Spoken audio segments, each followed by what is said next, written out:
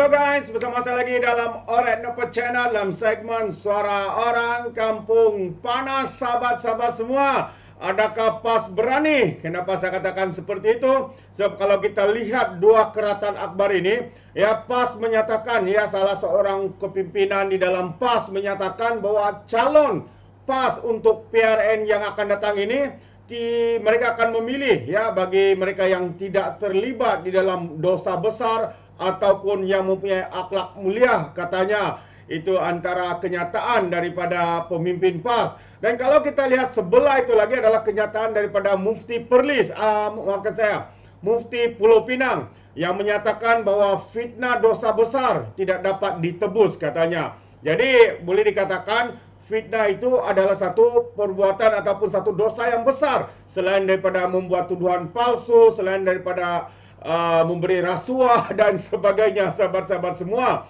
Jadi, apa yang menarik perhatian saya ini adalah apa yang saya kongsikan kepada kita hari ini, sahabat semua. Jadi, kita boleh katakan kenyataan daripada PAS ini memang terbaik, ya, tapi yang mana kononnya PAS tidak akan senaraikan mereka-mereka yang tidak berakhlak, tidak akan senaraikan yang mempunyai dosa besar, katanya. Soalnya adalah adakah PAS berani mencalonkan individu-individu ini yang memang terkenal sebagai individu yang kuat menfitnah, telah kalah dalam zaman fitnah dan sebagainya, sahabat-sahabat semua.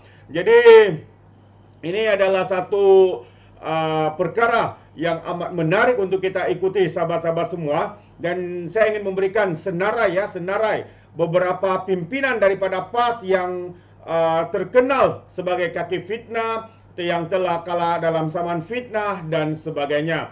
Adakah PAS akan berani menyenaraikan individu-individu ini atau semua itu omong kosong, kata Iswardi Murni, sahabat-sahabat semua. Jadi yang pertama yang ingin saya katakan di sini adalah pada 8 November 2021, ya, pemindahan spot toto di Pokesena ini adalah fitnah daripada Sanusi Muhammad Nur, ya, bekas Menteri Besar Kedah, bekas lah sebab Kedah sudah dibubarkan.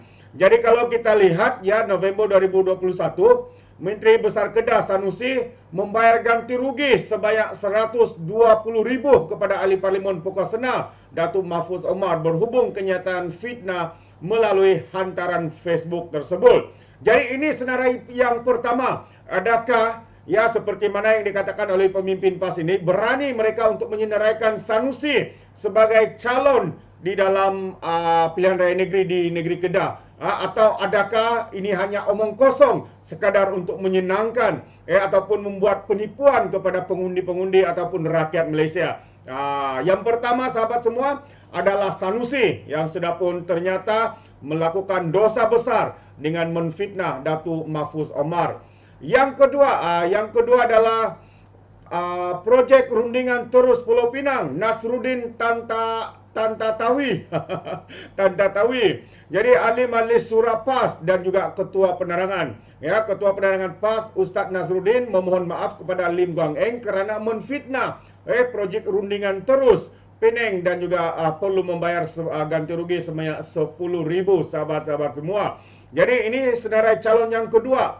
Adakah omong kosong atau tidak? Kita tunggu dan lihat, sahabat-sahabat semua, kenyataan daripada pemimpin PAS ini. Yang ketiga, ahli Dewan Ulama PAS Cik Masri kalah saman fitnah terhadap Husam Musa berhubung tuduhan seleweng tanah. Itu dia yang ketiga.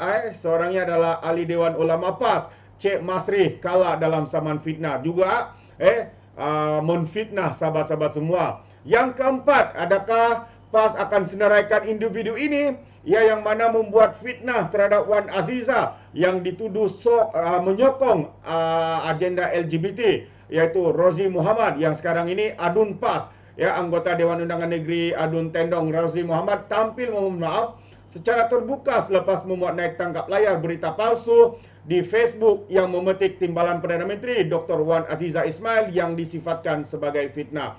Ini senarai yang keempat, sahabat-sahabat semua, yaitu sekarang ini adalah adun PAS, ya, Rozi Muhammad. Beranikah mereka senaraikan? Kita tunggu dan lihat. Yang kelima, pada 26 Jun 2019, Husam didakwa kononnya terima dana DAP dan tauki judi. Siapakah individu itu? Wan Zawawi, CEO Kumpulan Perbadanan Kemajuan Iktisad Negeri Kelantan. Jadi sekali lagi, seorang lagi yang sudah pun kalah saman, anggota Dewan Undangan Negeri, mana sudah tadi itu, yang kelima. Ya, Wan Zawawi, Wan Ismail PAS kalah saman karena menfitnah Husam Musa terima duit DAP dan tauki judi. Penfitnah merupakan ahli lazna politik dan pilihan raya PAS Kelantan semasa tuduhan dibuat. Ini lagi seorang individu yang kelima ini yang disenaraikan oleh Iswardi, ya, katanya Wan Zawawi. Jadi beranikah PAS akan menyenaraikan individu ini? Kita tunggu dan lihat. Keenam, 2 September 2019, Khalid dituduh meluluskan pesta gay, yaitu Wan Ashima. Ya, gerakan Muslimah PAS Wan Ashima terpaksa memohon maaf kepada YB Khalid Samad kerana menfitnah meluluskan pesta gay. YB Khalid teruskan saman. Ini dia seorang muslimah. Ya, adakah Muslimah PAS ini akan dicalonkan? Kita tunggu dan lihat. Adakah omong kosong, sahabat-sahabat semua. Yang ketujuh, 3 Februari 2020. Siapakah dia?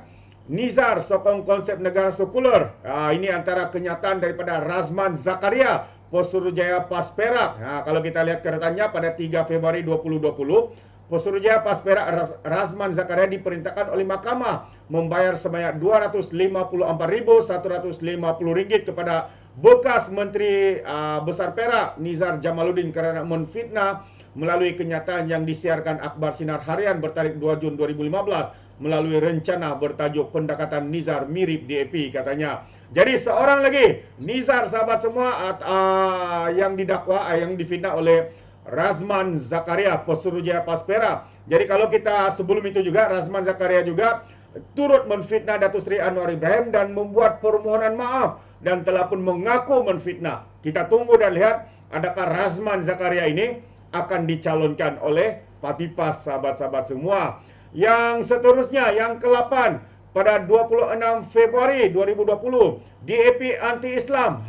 Ini adalah daripada fitnah daripada Ketua Pemuda PAS Selangor, Syarhan Humaizi.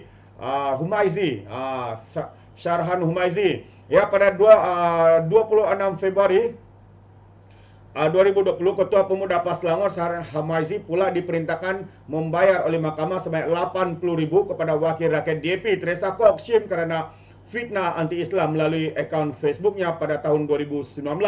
Satu lagi, Ketua Pemuda PAS Selangor. Ya, ingat namanya sahabat semua, kalau dicalonkan oleh PAS, maka PAS ini adalah pembohong besar, penipu besar.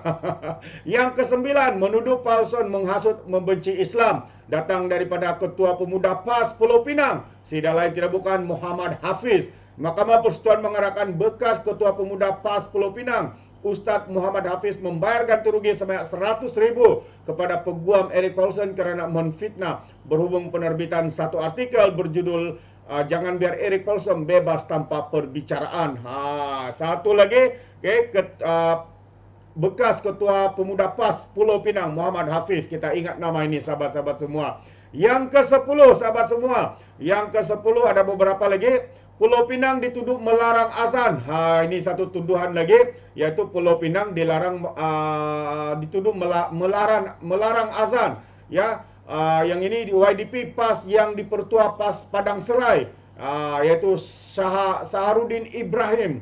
Saharuddin Ibrahim, sahabat-sahabat semua, yang kemudiannya memohon maaf kepada DAP kerana fitnah DAP larang azan di Pulau Pinang. Banyak betul senarai ini. Yang ke-11, ya. Yang ke-11 adalah aset tabung haji dijual kepada orang bukan Islam. Ini memang ramai orang tahu nih, yaitu AJK, Dewan Ulama PAS. Tidak lain tidak bukan Ahmad Dusuki. Ahmad Dusuki, sahabat-sahabat semua, yang banyak kalah saman fitnah. Dia sendiri saman, dia sendiri kalah membayar saman dan sebagainya. September 2022, bekas ahli jawatan kuasa Dewan Ulama PAS Ahmad Dusuki Abdul Rani perlu membayar kos sebanyak RM11,000 kepada ahli Parlimen Parit Buntal Dr. Mujahid Yusuf Rawa apabila mahkamah menolak saman fitnah Dusuki. Bermakna Ahmad Dusuki menfitnah. Jadi saman fitnah Dusuki difailkan rentetan Ciapan Mujahid pada 22 November 2020 selepas tersebarnya video ceramah Ahmad Dasuki yang mendakwa aset tabung haji dijual kepada orang bukan Islam. Wah, satu lagi individu. Adakah individu ini juga akan dicalonkan oleh PAS? Ya, kononnya calon PAS tidak terlibat dalam dosa besar akhlak mulia. Kalau Mufti Pulau Pinang pula mengatakan fitnah itu adalah satu dosa besar. Kita tunggu dan lihat sahabat-sahabat semua. Yang terakhir adalah pada 11 November 2022 ini baru saja ya, undi BNPS masuk neraka. Muhammad Saiful Muhammad Nasir, Ketua Pemuda PAS kawasan Syed. Dalam satu ceramah, Saiful telah mengeluarkan kenyataan pengundi Barisan Nasional, pengundi yang mengundi Barisan Nasional dan Pakatan Harapan akan masuk neraka, katanya takfiri. Selepas dikecam, beliau menarik balik kenyataan itu dan juga memohon maaf. Jadi sahabat semua, ini antara senarai-senarai ya, antara senarai-senarai yang diberikan oleh saudara kita Iswardi yang saya petik daripada Facebook beliau, menyatakan adakah PAS akan berani seperti mana dalam kenyataan ya pemimpin mereka ini bahwa ya hanya calon yang berakhlak mulia, hanya calon yang tidak memiliki dosa besar saja kononnya yang akan dicalonkan pada pilihan raya negeri yang akan datang ini. Jadi sebenarnya ini satu tindakan terbaik daripada PAS. Cuma adakah persoalannya adalah adakah PAS akan cakap kosong atau ini hanya satu propaganda untuk mengelirukan rakyat? Tapi hari ini sahabat-sahabat semua, kita ada senarai nama, ada banyak lagi senarai nama sebenarnya yang juga ya terbabit dalam fitnah-menfitnah, telah dikalah saman dan sebagainya. Tapi ini antara nama-nama yang mungkin ya akan ada kemungkinan untuk dicalonkan. Jadi kita tunggu dan lihat adakah pemimpin PAS ini akan bercakap benar atau adakah PAS ini akan menunggang balik apa yang dikatakannya itu, sahabat-sahabat semua. Antara satu individu pertama yang kita tunggu adalah dua, yaitu Sanusi dan juga Pesuruhjaya PAS Perak ya, yang sudah pun kalah saman fitnah ya kedua-duanya. Jadi soalnya sahabat semua, adakah PAS berani mencalonkan individu-individu itu atau ini hanya omong kosong yang dibuat oleh pemimpin veteran daripada parti PAS ini? Kita tunggu dan lihat. Apabila senarai calon, kalau ia dikeluarkan, kita akan balun mereka kau-kau sahabat semua. Kita akan beri peringatan kepada mereka